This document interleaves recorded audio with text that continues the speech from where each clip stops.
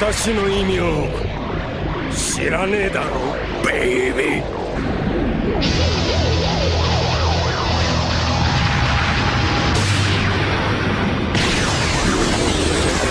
ソウルキングだぜ。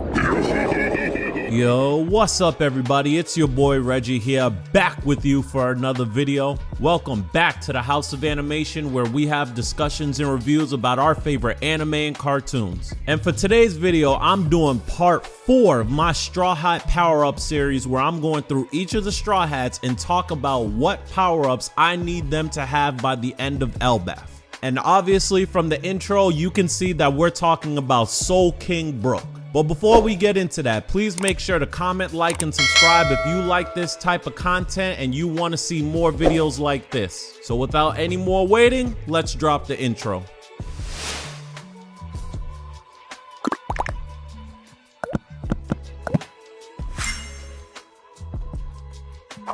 So everybody, Brook. I ain't gonna hold you, I gotta admit that Brook is probably my least favorite Straw Hat. And that's not to say that I hate Brook or dislike Brook. I use those words particularly because I say least favorite. The Straw Hat crew is filled with a bunch of extremely lovable characters who all have their own unique personalities and backstories. Each of them go through their own trials and come out with greater character development because of it. Each of them except for Brook. Brook's character development almost starts and ends when he was introduced. If we're really being for real about this, I mean 100% honest, Brook as a character has not developed any bit since he was introduced in Thriller Bark.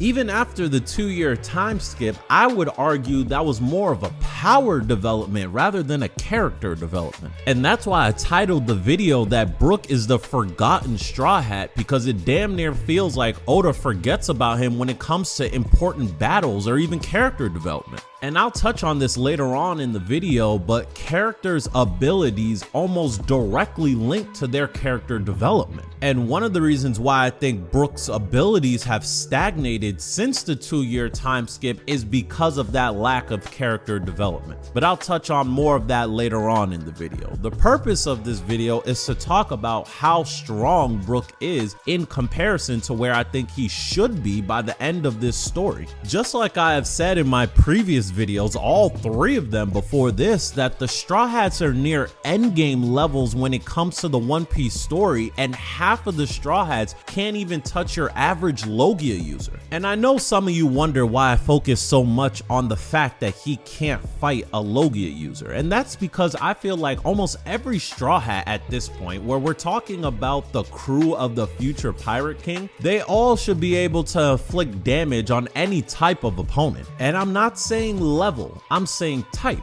Obviously, I don't need every Straw Hat to be able to go up against the God's Knights, but when we're talking about characters like Caribou, the fact that some of the Straw Hats wouldn't even be able to injure him because they are not able to use Haki is kind of embarrassing. So just like our previous videos, we're gonna go through all of Brook's significant 1v1 fights and talk about how strong he is and who I think he's able to beat at this level of the story and who I think he should be able to beat by the end of Elbaf. And then talk about the powers and abilities that I want him to get as upgrades. So in terms of significant 1v1 fights, Brook has more losses than he has dubs. And that's not to say Brook is weak. Brook, in my opinion, is the king of clutch. Brook might be the #1 Straw Hat in terms of support. When an enemy's got the jump on you and you need somebody to come out of the middle of fucking nowhere to come save your ass, that's Brook. Brook has saved Robin, Frankie, Usopp, Nami. Brook has saved pretty much every Straw Hat at least once and saved most of them on multiple occasions. But when it comes to one-on-one victories, that's a different story, because Brook has only one, and I mean one, semi-significant 1v1 victory. And that's after the 2-year time skip where he was facing off against the new Fishman Pirates, Brook versus Zio. And I say semi-significant victory because this was a simple one-shot. Now, originally I wasn't too mad at this fight because it was simply there just to show the audience how the Straw Hats had developed since the 2-year time time skip. But like I said in the beginning, Brook has way more losses than dubs. Brook's first significant loss was against Ryuma pre-time skip. Brook was fighting Ryuma's corpse that got reanimated by Moria. But during this fight, Brook would get his ass handed to him so bad that he needed Zoro to fight him in his place. And then we later on find out that Ryuma was taking it light on Brook the entire time. So not only was Brook losing, he was also losing to someone who was holding a significant amount of their power back. So in the very arc he was introduced, the arc that should be all about him, where we learn his motivation, his backstory, we can't even have him get a dub in his own arc. Even when we got introduced to Frankie in Water 7, he got a dub against Nero. At least we were able to see what he can do. But no, you have to have Zoro come in and clean up his mess. Brook's next and I think most impressive 1v1 loss was against Big Mom herself. But forget Big Mom for a second, it would be no exaggeration to say that Brook was the MVP of the Whole Cake Island arc. Not only did this nigga break into a Yonko's treasure chamber, not only did he run the gauntlet going through hordes of Big Mom's kids and soldiers one after another, we even got the opportunity to see Brook's evolution with his soul power, seeing what he can really fucking do. I mean, I know Whole Cake Island was Sanji's arc, but goddamn, we could have got a little bit more of Brook's backstory, a little bit more of his character development. As the MVP of this arc, give the nigga something. Bruh, I just remembered that Brook was also the one who broke Mother Caramel's picture and made Big Mom almost catatonic during the tea party. Nah, my son was the MVP for real. In all of One Piece, this is Brook's shining moment because he went 1v1 against a Yonko. But bruh, just for a second, let's just acknowledge and appreciate how bad this nigga was aura farming during this fight. I'm surprised. You're not nervous at all. I have chosen to face an emperor. There's no room for trepidation. My fear's been left behind. I'll get a copy of that stone and defeat anyone who stands in my way. But as cold as Brook was during this moment, to say Big Mom was holding herself back would be a massive understatement. And let's keep it a buck. Brook got his ass handed to him in this fight, and we really just give him props because he was able to stare down a Yonko and not flinch. But not only did he not flinch against his 1v1 fight against Big Mom, he stayed sturdy. He faced off against Big Mom at least 2 more times. Why does Brook not get the attention that he needs? But bruh, forget Oda even giving him a decent fight against a Yonko. He can't even get a decent fight against Peril Sparrow. And I guess that's not to say that Peril Sparrow is weak. Right after the Sweet Commanders, Peril Sparrow is the next strongest person in Big Mom's crew. But still, it was a complete L when it comes to Brook. But taking into factor all of Brook's powers and abilities, everything that we've seen thus far, even here in Elbaf, I think I could comfortably place Brook at an oven level. One of the main reasons why I put him at an oven level is because actually Brook and Oven did face off shortly during the Whole Cake Island arc. But again, thanks because of Oda, we didn't really get to see anything from that fight. But what we were able to see was that they were basically evenly matched. But I would actually like to state that Oven does know armament and observation hockey. So in a long drawn out fight with that, in addition to his heat powers, I do think that Oven might get the better of Brook. But where I believe Brook should be by the end of Elbaf is I believe that he should be at the level of at least page 1. And I know people like to play on page 1's name because of the whole Pei thing with Ulti, but let's remember when we got introduced to page 1 where he faced off against Sanji in his raid suit.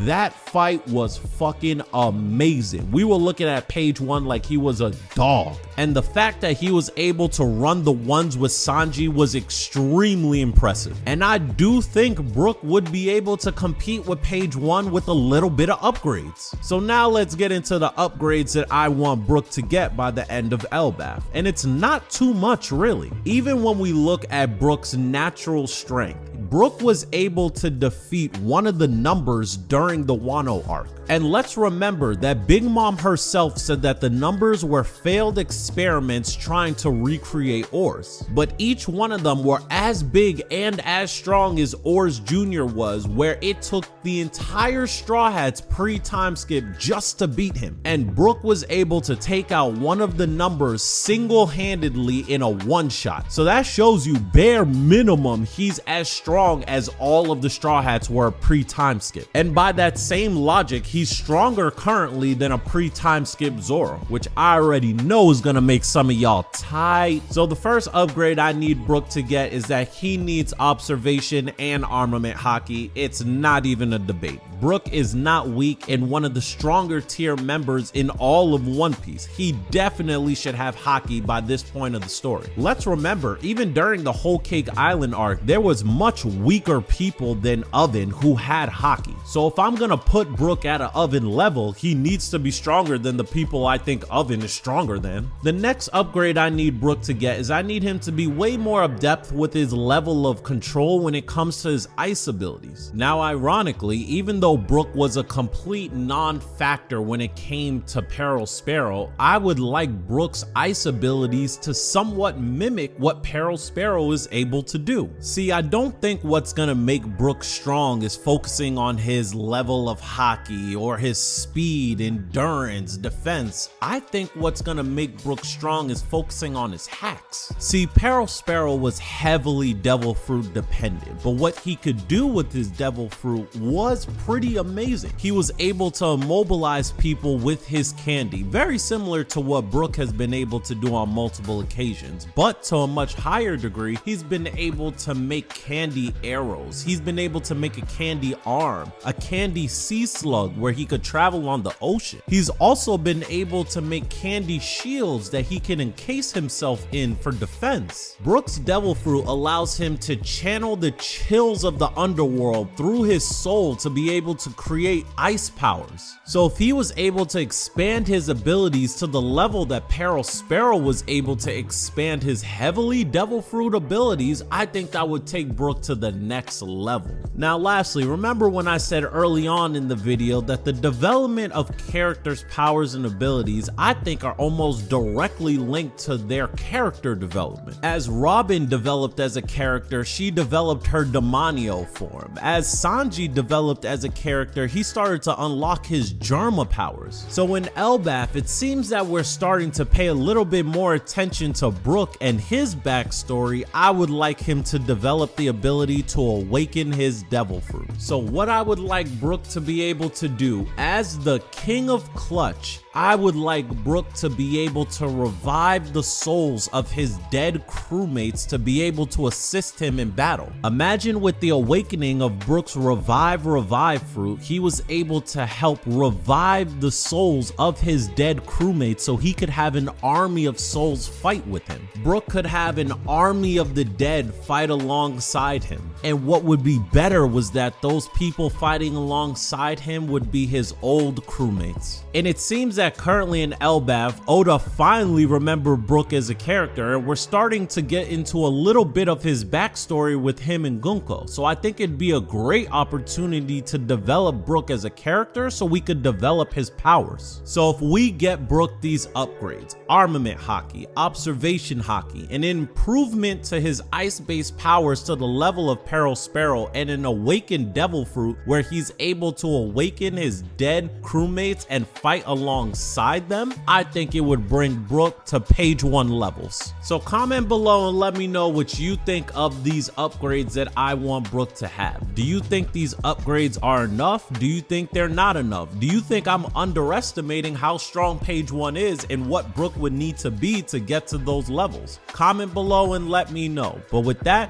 I got nothing left for this video. So, peace.